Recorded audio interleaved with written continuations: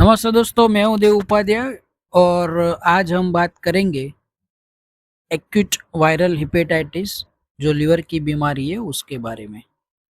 साथ ही में हम जानेंगे हेपेटाइटिस जो है वायरल वो क्यों होता है, उसके कितने प्रकार होते हैं, उसके लक्षण क्या होते हैं और उसकी सारवार मार्केट में कौन सी अवेलेबल है। दोस्तों, अगर आप हमारी चैनल पर नए हो तो चैनल को सब्सक्राइब जरूर कीजिए जिससे आने वाली ऐसी महत्वपूर्ण वीडियो की जानकारी आपको पहले मिले। बात करते हैं एक्यूट वायरल हेपेटाइटिस के बारे में। ये एक ऐसी बीमारी है जो वायरस के कारण लीवर को प्रभावित करती है। अब इसके दो प्रकार है, एक संक्रामक हेपेटाइटिस और दूसरा है रक्त जनित हेपेटाइटिस। अब संक्रामक हेपेटाइटिस जो है वो भोजन और पानी से फैलता है और जो रक्त जनित हेपेटाइटिस है वो शरीर के तरल पदार्थों के संपर्क में आने पर फैलता है। संक्रामक हेपेटाइटिस जो है उसमें ए और ई आते हैं, जबकि रक्त जनित जो हेपेटाइटिस है उसमें बी और सी आते हैं। खतरे के हिसाब से देखा जाए तो हेपेटाइटिस सी जो है वो सबसे ज्यादा खतरनाक होता है। बी भी उसके समान लेवल पर ही खतरनाक होता है। और वायरल हेपेटाइटिस जो है उससे बचने के लिए इनके बारे में जानकारी रखना बहुत जरूरी होता है। और इसकी जो विकासशील देश जो रहते हैं उसमें ये बीमारी ज्यादा देखने को मिलती है। अब उसके प्रकार के बारे में हम बात करें तो हेपेटाइटिस ए। हेपेटाइटिस ए जो है वो संक्रामक हेपेटाइटिस है और उस संक्रमण सबसे ज्यादा होता है हेपेटाइटिस ए का। दूषित भोजन और पानी की वजह से ये होता है। खाने पीने से यह शरीर के अंदर जाता है और लीवर को नुकसान करता है। ज्यादातर परेशानी अपने आप ही ठीक हो जाती है। और अगर हम इसके लक्षणों के बारे में बात करें तो हेपेटाइटिस ए जो है उसके लक्षण जो है उसमें शरीर में दर्द, जोड़ों में दर्द रहता है, पोलियो की परेशानी आ सकती है, हल्का बुखार रहता है, पेट के ऊपरी हिस्से में दर्द होता है, नींद की कमी और चक्कर आने की समस्याएं देखी जा सकती है। और अगर इसकी सारवार के लिए हम देखें तो इससे बचने का सबसे अच्छा तरीका है साफ पानी और स्वच्छ भोजन का सेवन किया जाए। अब इसकी जो जांच है वो निदान के लिए हम एलिप्टिस टेस्ट जो है वो करवा सकते हैं। बात करते हैं हेपेटाइटिस बी के बारे में। सबसे ज्यादा लोगों को प्रभावित करने में हेपेटाइटिस बी का नाम आता है और धीरे धीरे लीवर को संक्रमित करता है। भारत के जो कुछ राज्यों में यह बीमारी बहुत ज्यादा होती है और ये किसी चोट के कारण हेपेटाइटिस बी होता है। एक खतरनाक बीमारी है और इसकी वजह से लीवर कैंसर भी हो सकता है।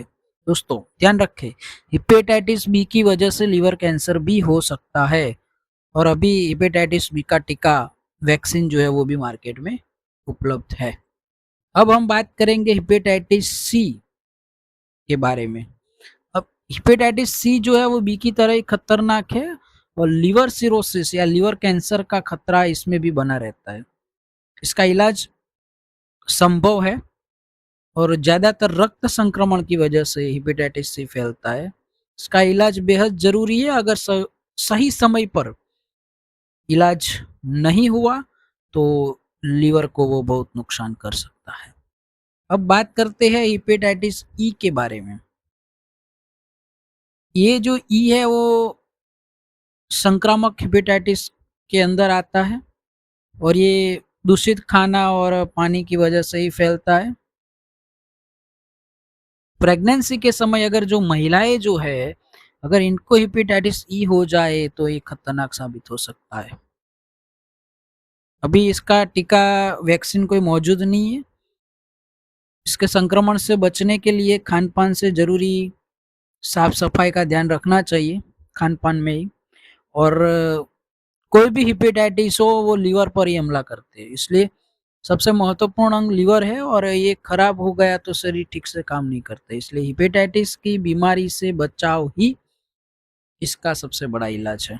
दोस्तों, ये तो थे उसके हेपेटाइटिस के प्रकार और उसके लक्षण और उसकी जो टीकाकरण मौजूद है कि नहीं उसके बारे में। अब हम बात करेंगे कि सारवार के जो प्रोटोकॉल्स है, ट्रीटमेंट, वो बाजार में कौन से अवेलेबल है। हेपेटाइटिस जो सी है उसमें टैबलेट रिबाविरिन 200 mg, उसके साथ इंजेक्शन इंटरफेरॉन अल्फा 2A दिया जाता है। ध्यान रखिए, ये सिर्फ रजिस्टर मेडिकल प्रैक्टिशनर हो वही इसको प्रिस्क्राइब कर सकते हैं। हम आपको सिर्फ ये इंफॉर्मेशन दे रहे हैं। हेपेटाइटिस सी में टैबलेट रिबाविरिन 200 mg और उसके साथ इंजेक्शन इंटरफेरॉन 2A अल्फा उसको दिया जाता है। दूसरा हम बात करें तो सिरप लैक्टुलोज 2 टीस्पून फूल जो आता है 2 चम्मच थ्राइस अ डे, 3 टाइम हमें उसको लेना पड़ेगा। और एसिडिटी के लिए कैप्सूल ओमिप्रेजोल 20 mg खाने के आधे घंटे पहले सुबह और शाम को, और डोम्पेरिडोन टैबलेट 10 mg सुबह, दोपहर और शाम को खाने के आधे घंटे पहले, या उसकी जो कॉम्बिनेशन में जो कैप्सूल आती है ओमिप्रेजोल प्लस डोम्पेरिडोन, जैसे आरबीसन डी हुआ, वो भी ओमिप्रेजोल डोम्पेरिडोन होता है। आरबीसन डी जो रेबेप्रेजोल उसमें आता है उसको हम ले सकते हैं। आरबीसन डी है, ओमेस डी है वगैरह। और जो लहू है, रक्त, वो रक्त जो ब्लीडिंग है उसको रोकने के लिए